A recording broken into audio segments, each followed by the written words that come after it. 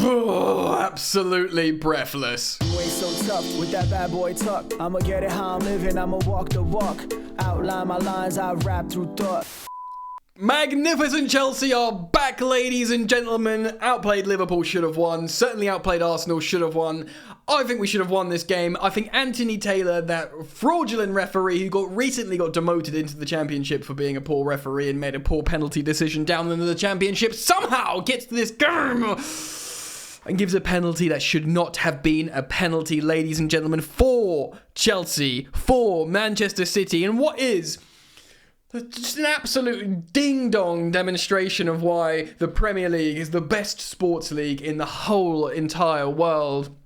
Treble winners Manchester City, who we've lost the last, 6 times we've played them? They've won the treble, they've got amazing players, they've got fucking, excuse my language, Doku and people now. I'm so jacked. We're going to talk about it. Boys, girls, if you're thinking, look, we played so well in this game. Little moments, Anthony Taylor moments. Of course, Thiago Silva sticking out that boot, which saw Erling Haaland score in the, what was it, the 86th minute. We're going to talk about the game. We're going to talk about player performances. So close. We were so good. If you think Chelsea performed well, drop a like on the video. You are welcome to subscribe to the channel if you're new. Everybody's welcome here in the Football Therapy community. If you decide to subscribe, hit the bell notifications icon to get notified. Chelsea are good. Right, we can't play against a low block. Let's just take that, put that in a box and move that over there for the moment. But Chelsea if you're neutral, watch Chelsea. We are good value, especially against the better teams who want to play football. And I am starting to have fun. We will only get better. Reece James is back. He looks incredible. Cole Palmer, we will spend some time talking about, ladies and gentlemen. And we still have the likes of Christopher Nkunku to be included in this game. Pep Guardiola goes with his standard 3-2-4-1. Of course, you've got a centre-back in going to midfield. This time it was a Kanji next to Rodri with a back three of Guardiola, Diaz and Walker. They've got a front five. Yes, correct. A front five of Haaland, amazing. Alvarez, amazing. Doku, really, really strong start to the season, though he was pocketed by Reece James. Foden, of course, amazing player. So many attackers. Chelsea went with a 4-3-3/4-2-3-1. We had Cucurella starting a left back, who I called for in my preview, if you remember, of course, playing in front of Sanchez. Silva, Disasi, captain Reece James at right back. So I pretty much called this lineup, I think. Caicedo with Fernandes and Gallagher, Sterling, Jackson and Palmer. Yeah, this is the lineup I picked in my preview. A little more reason why you should subscribe and watch my previews to this game. We saw substitute appearances as well. Thuram, Mudryk, Ugachukwu, Gusto and Breuer at the end, who was definitely very, very important for this. I was going to say a win, but it was a draw. It was very much a draw. Now, the painful thing about this is we're helping Arsenal, but look, this is all I could have asked for. And this, if anything, this signifies progress. I predicted a 2-2, I got a 4-4. But let's talk through it. Let's talk through the game. Firstly, statistics. We had just over 45% possession, that's fine. We had 17 shots to Manchester City's 15, so we had more shots than Manchester City. They edge us on pass success in dribbles. We beat them at tackles. We both had 3 corners apiece. So the game was like pretty darn even, man. But the game went a little something like this. Early doors, Marc Cucurella gets booked for his dissent of a penalty that is given. Now, this is obviously the opening, is Erling Haaland apparently wins a penalty from Cucurella and converts in the 25th minute.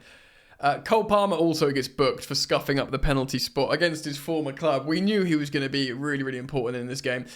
Now, this is a really controversial penalty. For me, it absolutely shouldn't have been given. And no, I don't think because Doku ran into Caicedo to hit Reece James. It's slight contact in the box, but it's not obvious. And yes, in isolation, Cucurella pulls down, Erling Haaland, and he shouldn't do that. Like, you should take him to a side and be, no, don't do that. Don't pull down people in the box, because then Erling Haaland scores penalties. But the fact of the matter is, Haaland does the exact same thing to him before. Now, when VAR check it, because Haaland does the exact same action, pulls his shirt back to get in front of him, it negates the following action, which is the same, and they reward him a penalty. Simple as that. Simple as that. People calling it soft, but when you got freaking Jamie Carragher, Scouse going, it's not a penalty. It's not a penalty. That's the wrong decision. Then it says it all, really, bro. It just shouldn't have been a penalty. And the fact how this freaking guy, I hate feeding into this narrative about referees. It's boring. I'm done with it. But just the fact how it's got a long-standing, history with Chelsea. Taylor, and he's recently been demoted to the Championship for being poor. Just don't give him this freaking game, bro. Let the heat cool off until people forget about his. Anyway, take a deep breath, everyone. We were hard done by there. This game could have ended 4-3 to us, but of course, you don't know what happens if that penalty isn't given. You don't know if what happens next. The multiverse theory and all this kind of stuff. The butterfly effect, right? Anyway, 4 minutes later, Conor Gallagher, who's been nothing short of magnificent, by the way, assists Thiago Silva. It's a set piece. Thiago Silva heads home. Wonderful goal. 39 years old, playing at the highest level in the Premier League.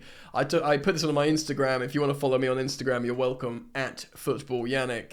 What a wonderful player. 39 years old, basically 40, playing against the treble winners and just dunking on them in the Premier League. Assist Conor Gallagher, Thiago Silva. And a few minutes later, Chelsea go ahead in this half. Reece James absolutely lighting up that right-hand flank. Captain Reece James, who just looks good. We look like a different team with him in the side. Assisting Raheem Sterling with a sort of cutback goal of Raheem Sterling running through that they said in commentary, but it's absolutely so true. This is the sort of quintessential textbook Man City goal, of which Raheem Sterling probably scored 100 goals of these. Well, he probably literally probably scored 50 of these goals for Man City.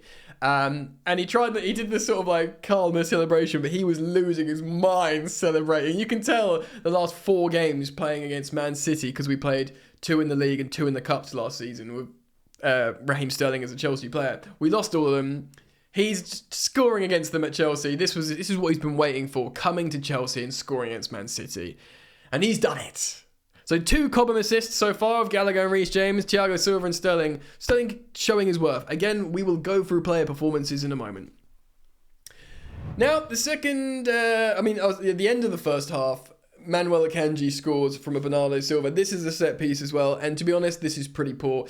A lot of people are talking about how Enzo Fernandez was picking him up, but he sees the action change, so he's like, okay, no longer set piece, I need to get out, which I don't really have a go for. I'm like, fair enough, you got to read the game, and if we're really trying to play fast in transition, cool. Also, maybe a little bit of a dent on Thiago Silva, because he's just behind him and he tries to win it. He doesn't. Akanji's behind him and scores. Again, Thiago had a couple of moments, certainly did a deflection for the goal later. It was probably his biggest, a frustrating moment. But we go in 2-2 all square at half-time. And at this point, you're thinking, it should be 2-1, it should be 2-1. Chelsea are playing so well. Second half starts, Doku gets booked for diving in the box. And this, ladies and gentlemen, this represents the only high-profile correct decision Anthony Taylor made, and I know that sounds biased, but look, he was looking right at a Kyle Walker handball later on, and Kyle Walker not only puts his hand down, he puts his hand behind his back, which obviously is a instinctive reflex reaction, but it's like, I'm just on a handball, just outside our area. He's missed so many things, but fortunately he saw Doku's dive. It was a filthy dive. He gets hooked 2 minutes later for Jack Grealish. And he gets pocketed by Reece James, which is testament. And he's, by the way, in scintillating form, Jeremy Doku. So yeah, he was totally nullified by Reece James, flopped about in the box like a fish, and then got booked accordingly. Thank you for one good thing, Anthony Taylor. Right, the game is freaking chicken oriental.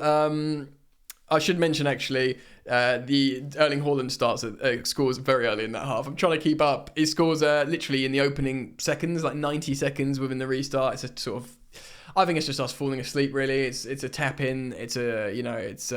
He runs onto the ball really, really well, and to happen. I think Chelsea are just caught cold at the beginning of the second half, and it's a very frustrating moment because at this point Chelsea fans are like, it's fun while it lasted. We should have been 2-1 up in the half time, and now at the beginning of the second half, we're freaking losing, man. Grealish comes on, Caicedo gets booked, and then we go for it in the 64th minute. Reece James understandably comes off. I know he's been one of our best players in that half, but we have to protect him. And that's just a decision that Chelsea have clearly made. Around 60 minutes, this was 64, you bring on Malo Gusto, he wasn't perfect in this game, but he can be very good indeed. And, Chelsea trust. So, yes, no one can whinge about Reece James coming off. We have to protect him. Interestingly, though, Poch, a goal behind, decides to really go for it here and brings on Mudryk for Enzo Fernandez and actually brings in Cole Palmer. And so now we have a midfield. We've still got Caicedo on, but we actually end with a midfield of Cole Palmer and Gallagher, which is just absolutely crazy. But he trusts Gallagher to go deeper, which he did when Enzo comes off in the 64th minute. Nico Jackson, 67th minute, scores an equaliser to make it 3-3. And yeah, great. Like, he follows up a shot and just taps it in. That's what all good strikers do. And that's what, as a Chelsea fan, I've been so frustrated for so long, having these opportunities, no one following up, the goalkeeper spills, no one following up. He did that. Maybe it's the confidence from the 3 goals at Tottenham. He's got 6 Premier League goals now in 11 games, which is better than a goal every other game. It's a good return. I know it's skewed by the Tottenham goals, and he should have scored more. But, the numbers are starting to reflect positively on Nicholas Jackson. He wasn't necessarily the best performer, but this shows how important he can be as a centre-forward. And Breuer shows his value as well, moving forwards as well. Rodri booked to the transition. Kovacic comes on in the 79th minute for Julian Alvarez. Of course, it's still 3-3 at this point, but I think Pep Guardiola is seeing how they're losing the midfield battle from the Chelsea, and Kovacic is, welcomed by a warm applause by Chelsea. 5 years at the club, good player. Erling Haaland then scores what looks to be the winner in the 86th minute. Assist Rodri. And this is, I believe, where the Thiago Silva sticking out a boot, which is very frustrating because had he not, Sanchez was diving the right way. Sanchez on form made a great save. We will talk about player performances in a moment. And but at the same time, I have sympathy for Thiago Silva because he can't leave that. He has to try and block it when he's in front of it. But yeah, it's the classic, goalkeeper dives one way, your defender sticks a foot out, a little bit lazy, and it knocks it to the other corner, and they get a relatively lucky goal. So 86th minute, Chelsea are feeling hard done by. We played so well in this game. So well. Pochettino's doing that thing when he just goes mad and goes for it, and this time it pays off. He takes off Caicedo, brings on Armando Breuer, so he's got 2 young centre-forwards on now, 2 22-year-olds in Breuer and Jackson. He's got a midfield too of Cole Palmer and Conor Gallagher, and he's got Sterling on the flanks. He's got Mudryk. It's just super offensive.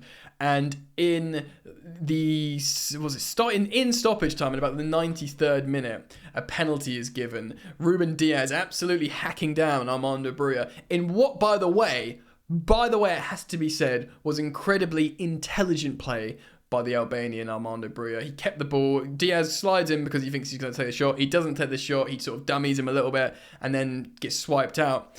So now, here's the moment. Who's our penalty taker at the moment?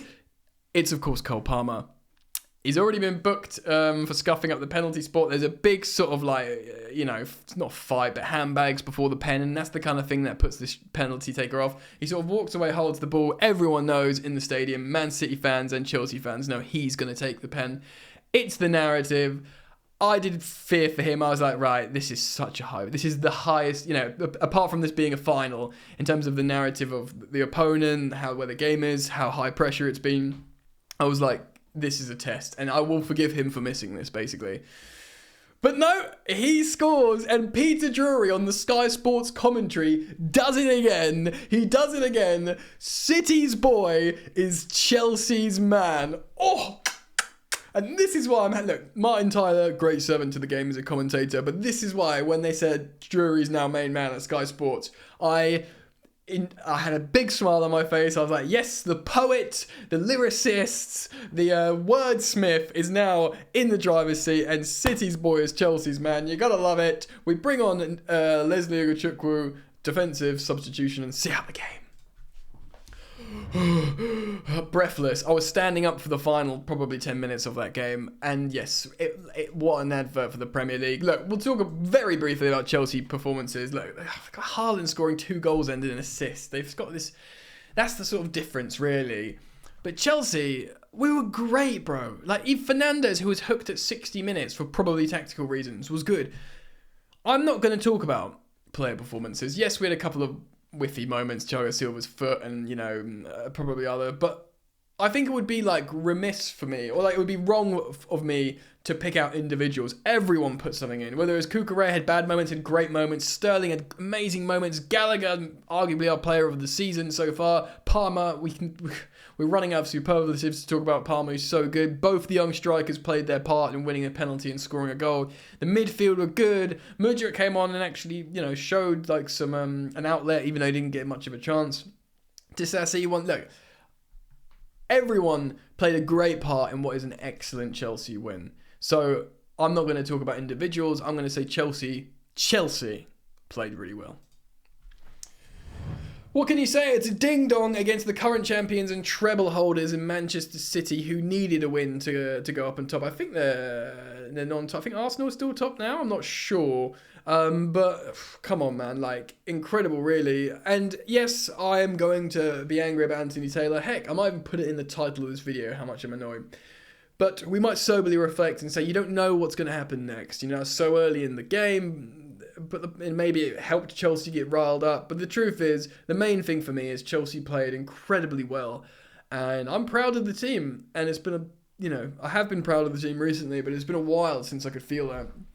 And Poch, who's remained calm in these really bad results, is starting to build something here. And everyone's rightly said he's walked into an incredibly hard job. You could say, oh, look, they've spent loads of money on him and it's easy in Chelsea, But the truth is, no. There's such a transition of biblical proportions in so many ways, like upstairs, downstairs, all the playing staff, coaching staff, young players. I know everyone's said it before and regurgitated the same stuff, but it is all true, man.